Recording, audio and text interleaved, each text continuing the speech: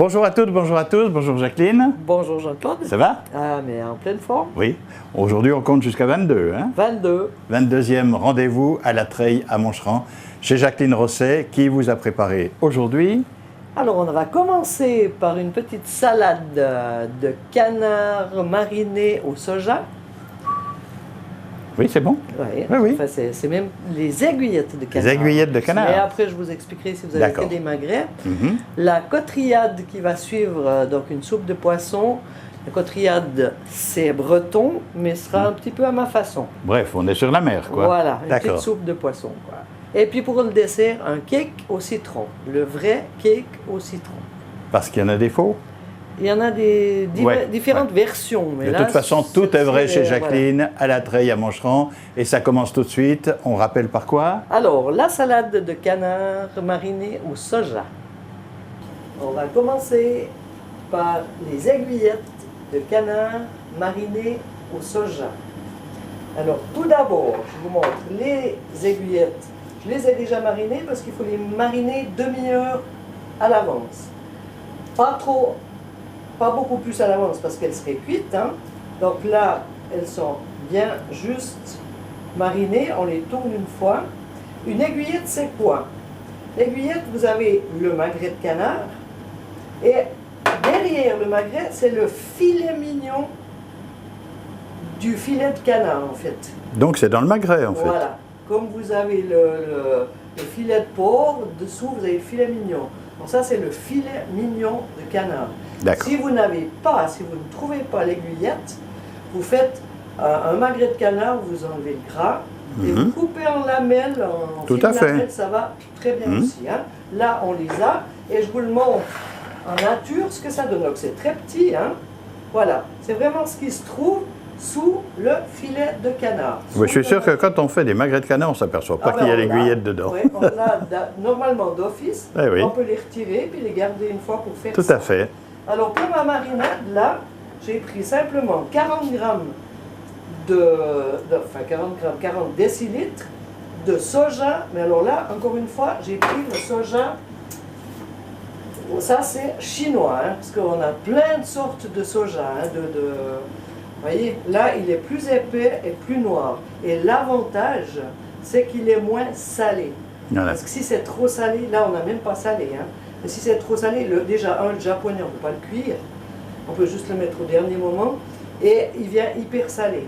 Donc, celui-là, le chinois, est moins salé. Et il est plus épais. Donc, pour une marinade, c'est juste extra. Après, vous pouvez mettre du poivre. Là, j'ai mis un mélange de poivre qui est avec piment, il y a de la coriandre, il y a plein de choses dedans, ou alors du poivre de Szechuan, ou si vous n'avez pas du tout, du poivre normal. D'accord. Et le miel, si vous avez du miel qui est vraiment cristallisé, pas de problème, vous en mettez 40 grammes aussi, hein. 40 grammes de miel, 40 grammes de soja, de sauce soja, et le miel, s'il est cristallisé, 1 minute au micro-ondes, il est liquide et il n'y a pas de problème. Tout à fait. Et ça, juste demi-heure à mariner. Là maintenant, on va juste les passer à la poêle. Donc à la poêle, j'ai même pas mis d'huile. Hein. Vu qu'il y a la marinade, il y a le miel. Donc le miel, ça va vraiment donner ça va caraméliser.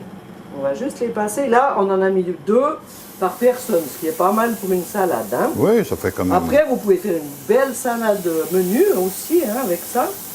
On va juste les passer comme ça. Donc c'est vraiment 1 minute de chaque côté. Et après on les tourne. Ça grille extrêmement vite. Hein. Là, ça va prendre encore couleur en plus.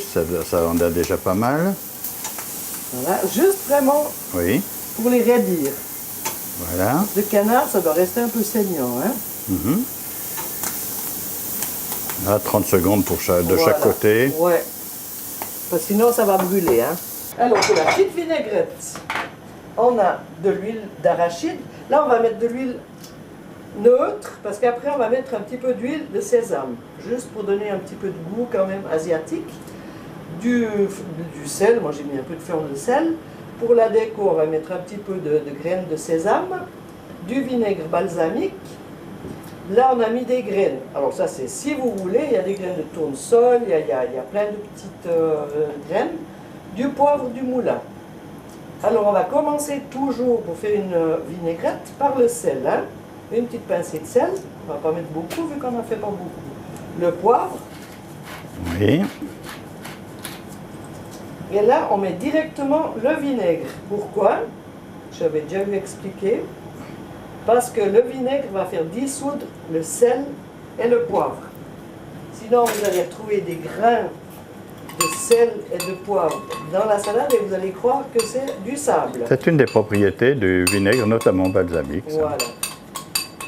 Hein? Comme ça, on ne voit pas tellement sur le noir, mais il faut juste le laisser bien se dissoudre. Hein? Ensuite, on ajoute l'huile tranquillement. Donc c'est de l'huile d'arachide ou de tout simplement. sol. Alors là, il n'est pas nécessaire d'aller chercher de l'huile en Chine. Ou... soupe, voilà, non. C'est dommage. Parce que Je là, serais parti on va tout de mettre suite. quand même une petite tombée De sésame. huile de sésame. Voilà. Ah ben, il n'est encore pas ouvert, hein, du coup. On Oui. va l'ouvrir. C'est comme ça, voilà. Allez, on arrache. Voilà. Alors, une petite tombée, mais c'est assez violent. Hein, Mhm. Comme on va mettre un peu de graines de sésame, ça va être sympa. Vous voyez, il n'y a plus de sel, il n'y a plus de poivre. Il n'y a plus rien, c'est bien fondu. dissous, oui, effectivement. Voilà. Et puis là, alors justement, on va mettre un petit peu de quelque chose de croquant tout autour. Oui. Hein. Hop là. Ceux qui aiment après, hein, Mhm. c'est selon. Un tout petit peu aussi de Sésame. sésame, voilà. Et puis- Des petites aiguillettes. Ah, on les met pas directement dans l'assiette. Non, moi je les coupe. Hein. On peut les D'accord, couper directement, d'accord. C'est plus joli si on les met un petit peu coupés en biseaux. Comme ça on voit. Voilà, qu'elles sont d'accord. bien, Mais oui, ça fait quelques petits morceaux, Voilà. c'est sympa. ouais. Et on va les disposer aussi de ce côté. Voilà. Un petit peu aussi sur la viande. Mhm. Et voilà, c'est une petite entrée vite faite et sympathique. Alors on va faire une petite soupe de poisson, une cotriade. La cotriade, comme j'ai dit, c'est breton. La cotriade bretonne n'a pas de safran dedans. Et moi j'adore le safran, donc je vais en mettre. Et les poissons, c'est aussi des poissons qu'on trouve chez nous, hein, même si c'est des poissons de mer et tout. On ne va pas prendre des poissons qu'on trouve que en Bretagne. Alors voilà, c'est une cotriade à ma façon. Revisiter Jacqueline. Revisiter Jacqueline. D'accord. Les ingrédients, je vais déjà vous montrer les poissons peut-être. Hein. Là j'ai mis, là c'est pour 2 à 3 personnes, voilà. 2 filets de rouget. Là 2 cabillaud royal, 2 tranches de filets de cabillaud royal. Parce qu'il faut quand même des poissons un petit peu épais qui tiennent. Oui. Hein. 2 filets de saumon frais. Mhm. Là j'ai mis 4 Saint-Jacques, quelques moules et des petites langoustines. Voilà, ça c'est pour les poissons. Ensuite, pour faire la soupe, on va mettre des pommes de terre de bonne tenue à la cuisson, hein, pour que ça fasse quand même de la purée. Une tomate coupée en petits carrés, un oignon effilé, 2 échalotes aussi effilées, une petite gousse, enfin une petite gousse, une bonne gousse hein, d'ail, et un blanc de poireau aussi coupé. 2 branches de thym frais, et après on va saler, poivrer et mettre le safran. Alors D'accord. on va déjà faire revenir ça en premier. Donc je mets d'abord mes oignons et mon échalote. Hein. Oui.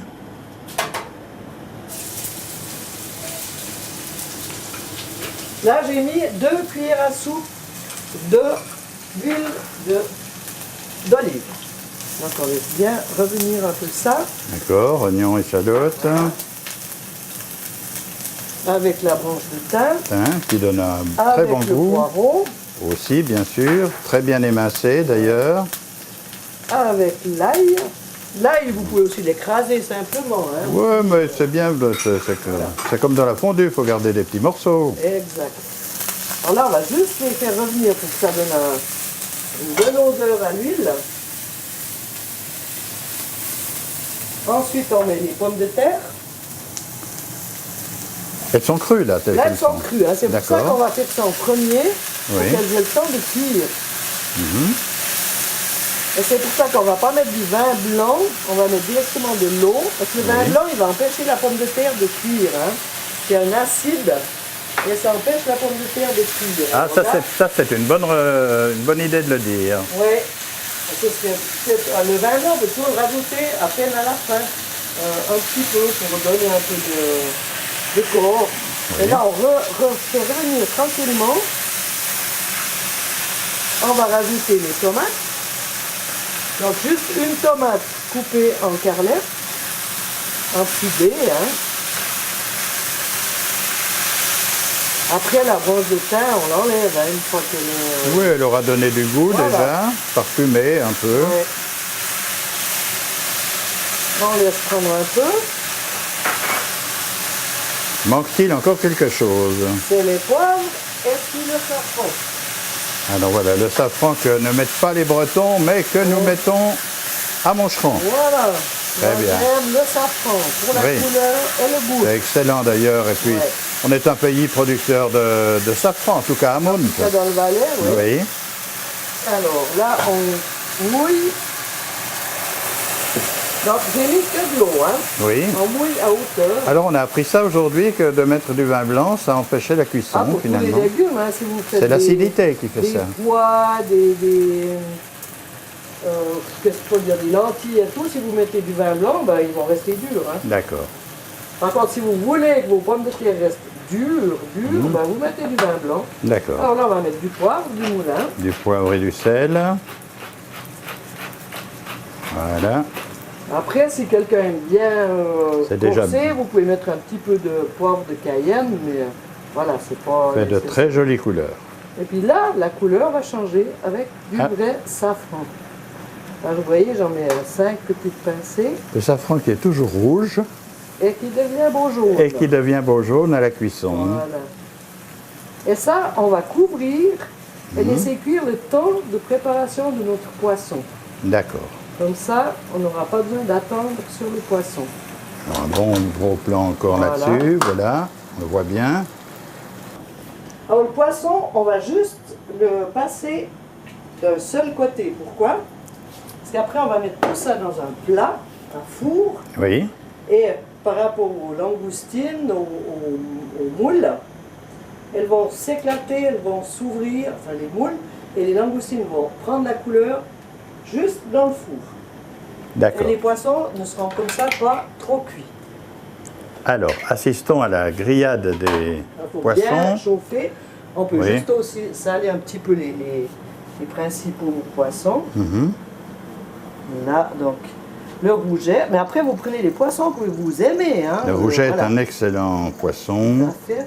Les Saint-Jacques, Cabillaud royal le aussi. cabillaud royal Le et saumon. le saumon frais. Aussi un peu de poivre.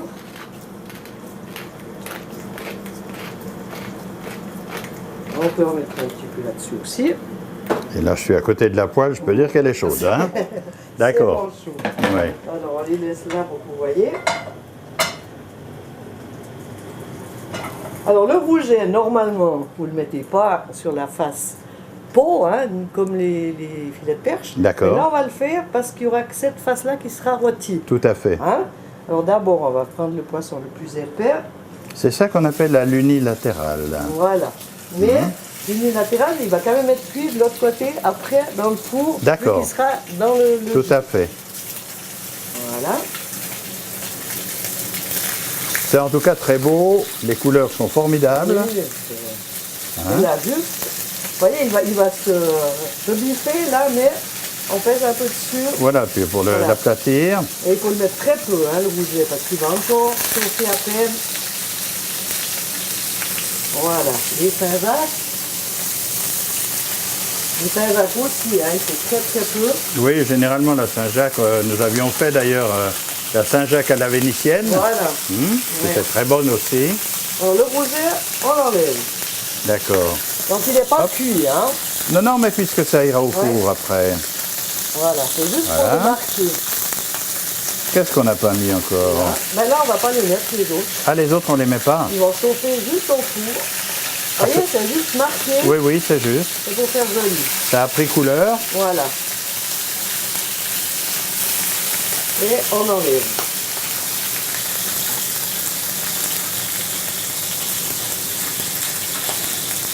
Voilà.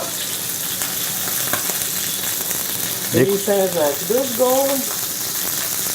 C'est juste tourner une fois. Non, mais ça donne de jolies couleurs de toute façon. Ouais. Hein. Et on enlève. Hop là. Donc, on n'a toujours pas cuit les langoustines D'accord. et les moules. Voilà. Alors maintenant, on va reprendre notre plat.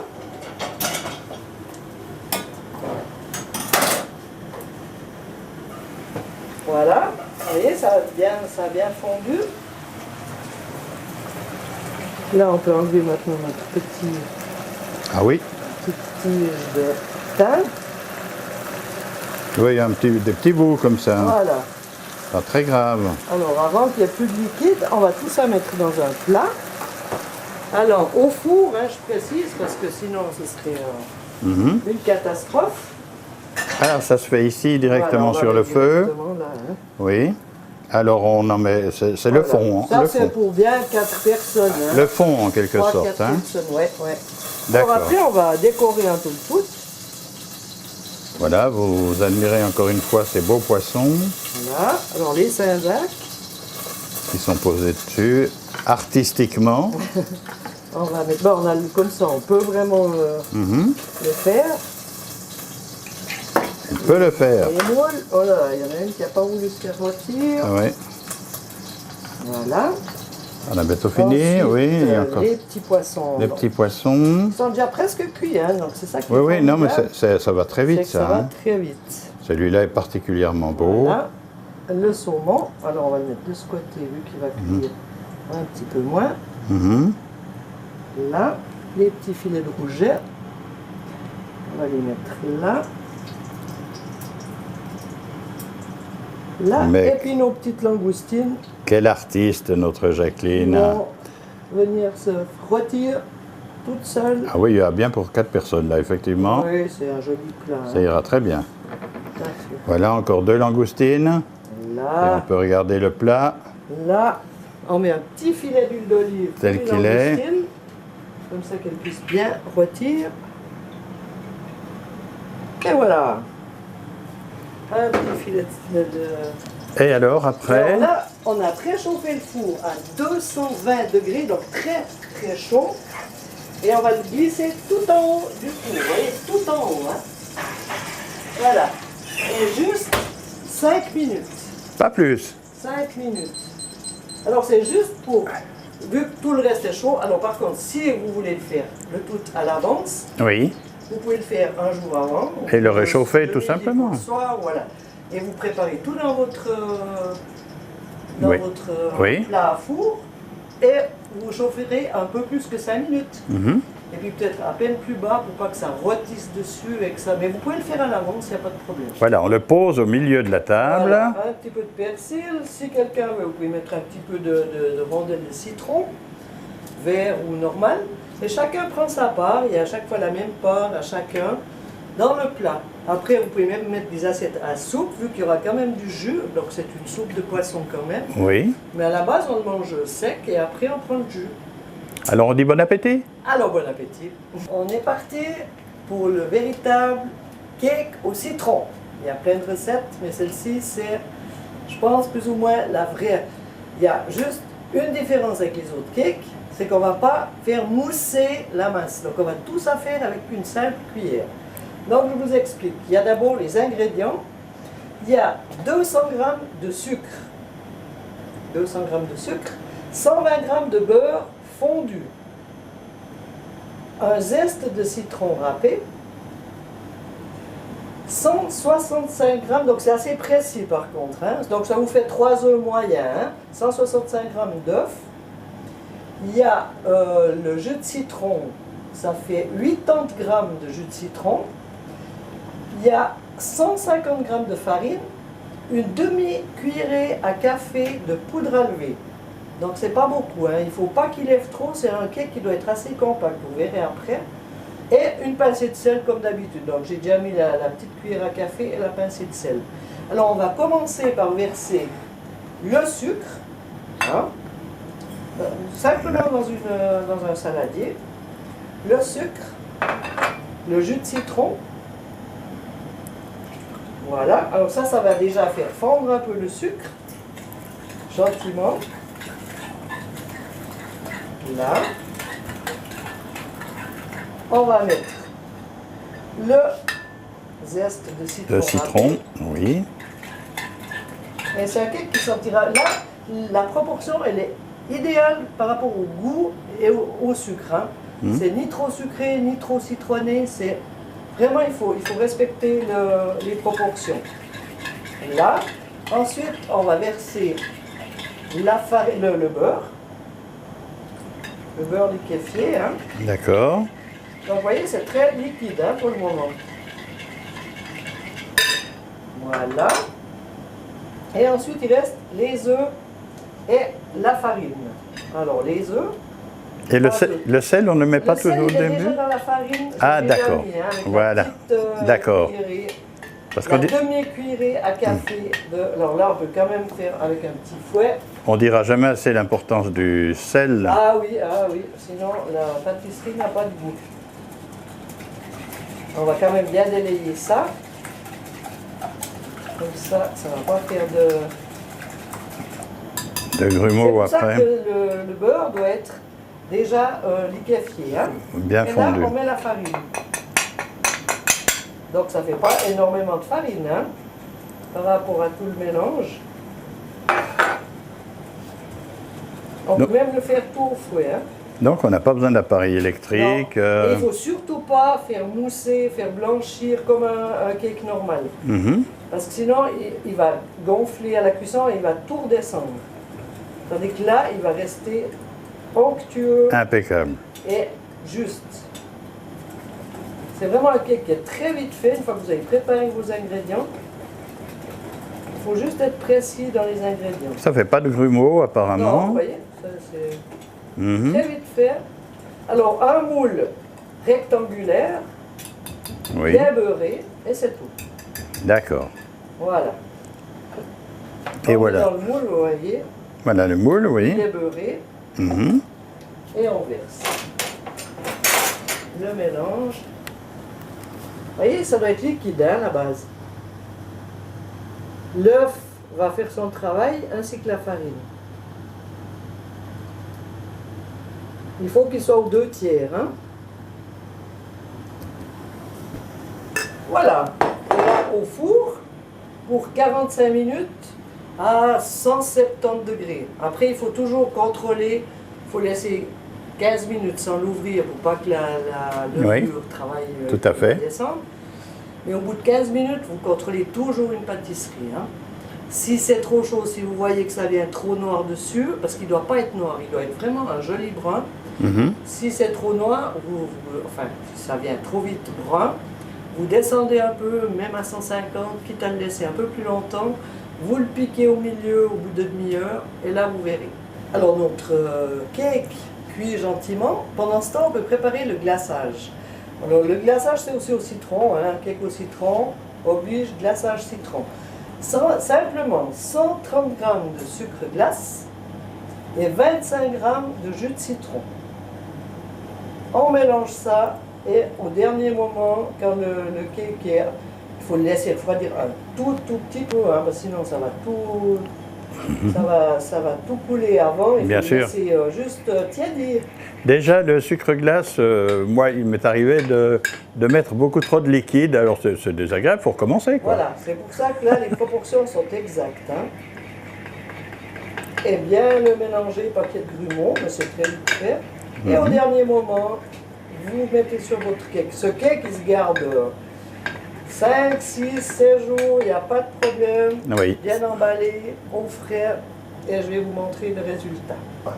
Alors, le cake au citron a refroidi, on a mis le glaçage, on a laissé bien encore un jour. Le mieux, c'est de laisser encore un bon jour au réfrigérateur. Et maintenant, Donc la première tranche, c'est la meilleure parce qu'il y a vraiment le... C'est pour la cuisinière. Ouais, exactement. Oui, d'accord. Et voilà, regardez ça. C'est le plus beau cake au citron qui existe. Eh bien voilà, j'espère que vous êtes satisfait, que vous avez bien regardé cette recette complète, l'entrée. Alors, les aiguillettes marinées, les aiguillettes de canard, pardon, Oui, bien sûr. marinées au soja. Et puis, Ensuite, la cotriade. là, on s'est régalé, mesdames, La messieurs. soupe de poisson à ma façon. Oui, et c'est bon. Et puis, Et le fameux cake au citron, le seul, le vrai. le vrai. Revisiter Jacqueline. À la Treille, à Moncheron, chez Jacqueline Rosset, pour cette 22e émission. Mais on reviendra pour une 23e fois quand même chez Jacqueline. Espérons. Et là, la saison aura avancé, encore des surprises, hein, Voilà, je pense. mais oui. D'accord? Mais oui. Allez, Avec merci plaisir. pour tout. Jean-Jacques, en pleine forme, derrière sa caméra et derrière l'assiette qu'on va déguster encore. À Oui, tout oui. bientôt, Jean-Jacques. Eh bien, il a dit oui. Donc, nous nous quittons avec toutes nos amitiés et merci de votre fidélité. À bientôt, Jacqueline. Merci, à bientôt, Jean-Claude. Bon appétit.